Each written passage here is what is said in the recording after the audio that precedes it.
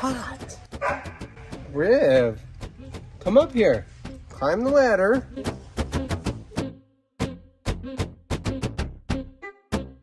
Hey, it's Tom from Tom's Toons. Today we're going to take you through a more detailed installation of a Livewell for fishing into a 28-inch seat base. This is a beige 28-inch seat base. We've got an opening in here that's right about 22.5 inches by 10.5 inches, or just under 10.5. I've had a custom Livewell built. This one is a little bit more involved than what we've done in the past, being that it's going to sit flat on the floor, angle up, holds about 6 to 7 gallons of water. This one is about 21 inches long by 9 inches deep, and then we've got a total of about 10.25 for our width. The bottom is about 7 inches, so that allows it to fit in here. And the toe kick, we get a little extra space rather than just making it a rectangle, but we can rest it all the way against the back. We've got a nice smooth transition down in. We'll slide it so we're flush here. We need to leave a little bit of space on one side or the other for our actual plumbing. So what we have for plumbing, we have our spout that's going to fill, so we'll run our hose from the bilge.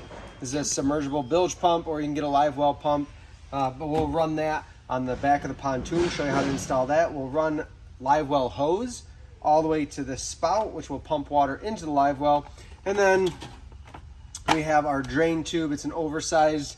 This will insert down through the Livewell, through the floor, and this tube will sit inside, and this is our drain tube. So what we'll do is we'll cut this PVC pipe, put the cap back on once everything's set and we get the right height. What this allows you to do is have a max fill. So if you want to run the Livewell for extended periods of time to keep your fish alive, you can keep pumping water, and it's going to eventually pour into this spout and down through the floor to drain, so we can keep water cycling through. That's what we have for parts and pieces. We are going to get started on the install. One big thing to keep in mind, I've already done it, is I've marked where my cross member is in the floor. So on this particular build, we're going to go through a little bit towards the front with our plumbing. We don't want to hit those cross members if we can help it. So if I keep all my plumbing about forward of here in the seat, so I use the front corners, I can keep from hitting a cross member that's supporting the floor under the boat. Makes my life a lot easier and doesn't compromise the structure of your boat. On the floor in this seat, there are these raised, this is structural pieces that are going to add strength to that base. They make the Livewell sit up off the floor just a little bit. So rather than cut this out and set the Livewell in, what we're going to do is rest this in, and it's going to sit on top with this in position. I have a little piece of angle aluminum here, and I'm going to set that down so that it's flush on the floor, so you can see it down in here. That I'm going to weld to the side of my Livewell, and then it's going to allow me to attach to the floor, and then our fitting, our through hole fitting, our drain tube, is going to add some support too when we tie that in. But I do like to add a little bit of support there, so if you're having something fabricated, you could have that added to have another spot for a couple screws to go into the floor. Let's get that welded on, and then we'll get our tube run and start cutting holes for our plumbing. Measurement wise, we just need this bracket to hang a 1/2 inch down from the bottom of the Livewell, and that'll account for that plastic rise in the seat base.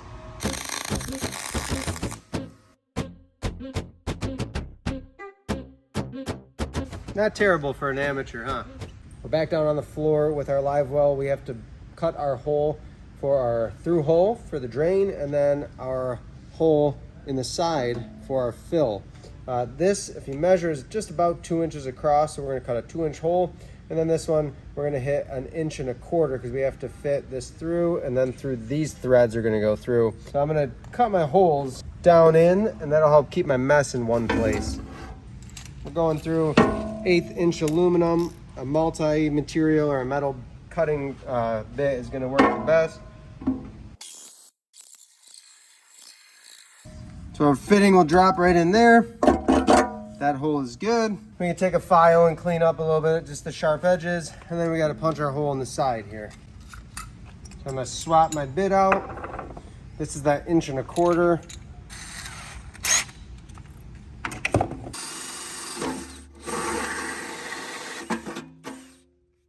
put our holes in the front portion of the live well based on, we know there's a cross member going somewhere along the back. We're gonna put our hole for our fill up fairly high because this is spraying water down. And then our hole, obviously, for the drain needs to be on the bottom. But again, the big thing, this is gonna go through the floor of the boat, right down. It'll just drain straight into the lake. No need to have a hose on that. So I just have to clean up my holes a little bit, just the extra burrs. And then we'll be ready to take this back up in the boat and cut our holes for our fill and for our drain in the deck of the boat. And the last thing I need to do before I put it in the boat, I'm just gonna drill 2 holes. I'm gonna use number 10 stainless screws to hold this down to the floor of the boat. That'll allow me to run my screws through into the floor and hold everything in place. It's time to go put it up inside the boat. This is very important to know that when you're doing stuff like this, you're gonna forget what you need, or you don't put stuff back, then you have to chase it all around. This happens often. We're gonna take our same size hole saws or hole cutting bits and our hardware up in the boat. My hole for my fill, this guy, is gonna go down right next to that bracket. So I'm just mocking this up right now. We're gonna go ahead and mark right down below where that is with my Sharpie. I'm gonna cut that hole first because once I put this in, I'm not gonna have access to that spot in the floor. Make sure everything else is where we want it. And we just mark. We're gonna use that same 1¼ inch bit to go through the plastic and the wood of the floor for our fill hose. We've got our hole drilled for our fill hose. If you come around the back here, you're gonna see how this pontoon is set up. We're gonna run our hose through out the back, down. We'll use a little hose clamp on this bracket. The hose will run through this hole to our bilge pump, but we're not there yet. What we're gonna do first is feed this hose forward all the way to where we are gonna run it up through the floor to the live well. So I'm gonna get it started. I'm gonna climb under the boat here and then I'll feed it up through the hole. If you come with me, I'll show you where we route this. I'm gonna bring my hose up and my hole is right here. So we're just gonna go straight up through the hole. Give myself plenty. I can always pull some hose back down. And this gives me a nice soft bend. We'll put a hose clamp up to pin this up, and that'll get everything in the right position on the deck. We've got it run down plenty of length to the back. Always buy an extra foot or two and cut it off. Worst case, better being too long than too short. Let's go up on the top side and hook this up and get the live well screwed down to the floor. Clean up our workspace. You missed a piece. We're gonna take this first. This has to run through our live well. I'm gonna put this nut on, and that's gonna hold this in place. This is gonna insert onto our bilge pump or live well hose, and then we'll use a hose clamp, stainless steel, to finish things off, make it secure. I'm gonna take my hose clamp, slide that up, and then our hose, tighten this. This hose clamp fits a 1/2 inch to 1.5 inches. We can drop our box in. And then I'm just gonna push with my hand the extra hose down through. If you leave this loose just a little bit, it's gonna allow you to maneuver that to however you need to. And then I can tighten it down by hand. We get our box lined back up where we want it. We're gonna take our super long drill bit, custom made, and we're gonna put these number 10 screws in our bracket to hold everything in place. What? It just looks silly. We're using a 1-inch screw, which is gonna allow us to get all the way through the seat into the floor.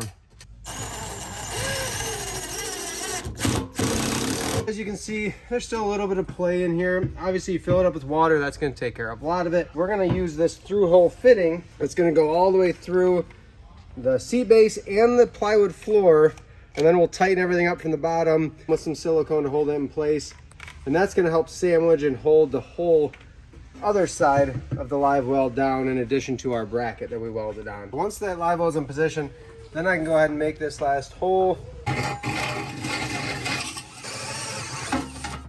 That's a great fit.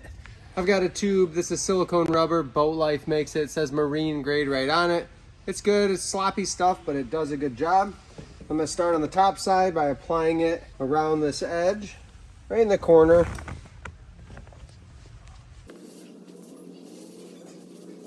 And then slide it right down into position. I'm going to take my bottom ring now, and we're going to put a nice little line of silicone around. It's going to help it stick to the wood on the bottom.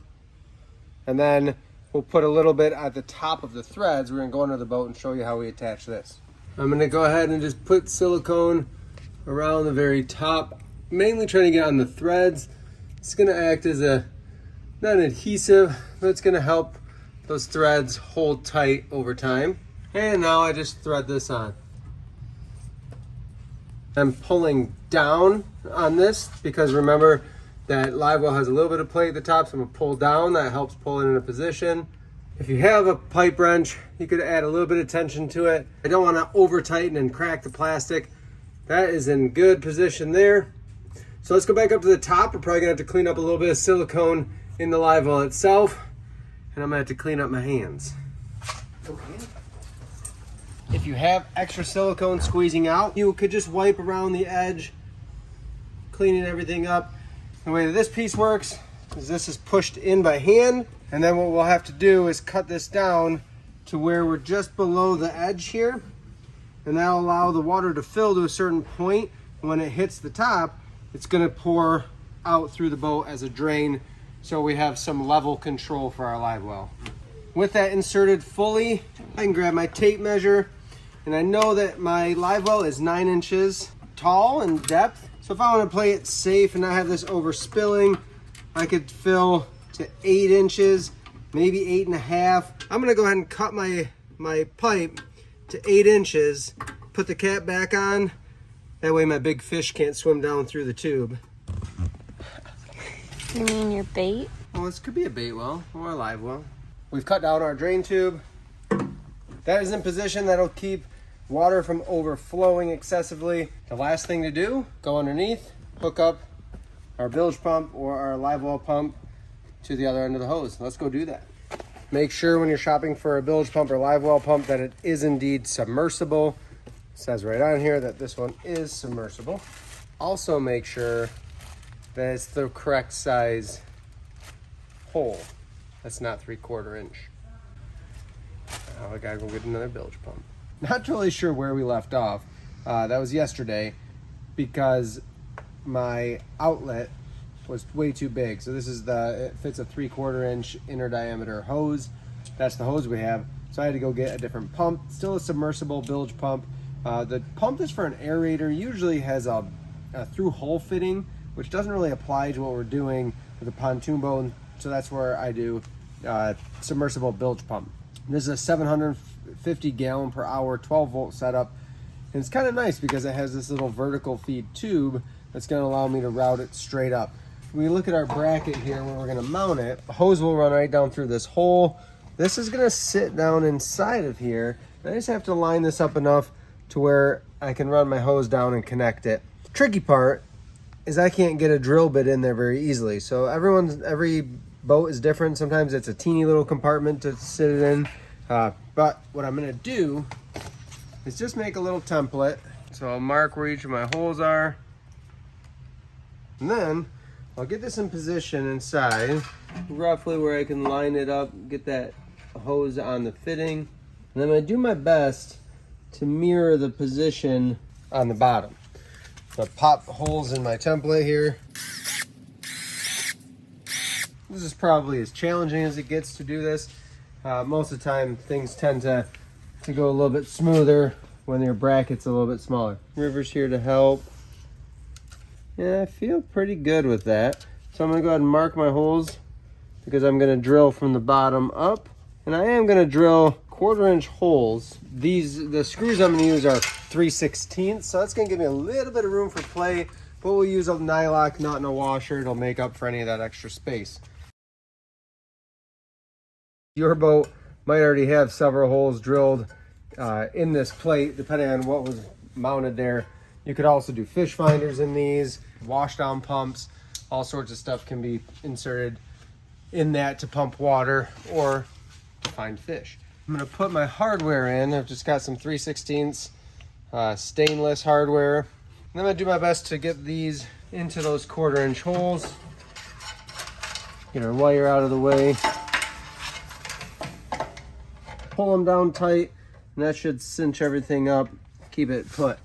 We're gonna do a small washer, stainless, and then a nylock nut. We'll get those tightened down in just a second. And then looking at the hose that I have, I'm better off having a little extra. This hose is in 1 foot increments where you can cut it. So you have to mount it. Usually you'd cut halfway. You have to mount it on this portion to get the best fit. However, if I do that, I'm going to be pulling everything really tight, potentially kinking it. So I'm actually going to go down 1. I'll have a little bit of slack in here, but that's okay. It can snake along the top of the pontoon. You'll never see it. And I'll make sure that my hose clamp is at a point that I can orient to get a screwdriver on it. And then we're just going to push that down over the barbed fitting. Now I can tighten my hose clamp. I get it started with my impact. I'm going to hand tighten it just to make sure that it's properly tight, not too tight to where it's going to crush the plastic.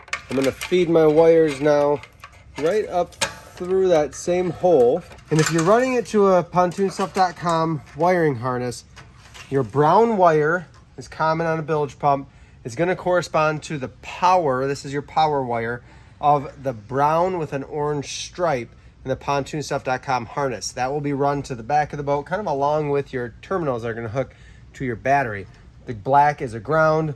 We'll hook that in. That way we can run it to the Livewell switch on the dash panel. Heat shrink tubing on both of those.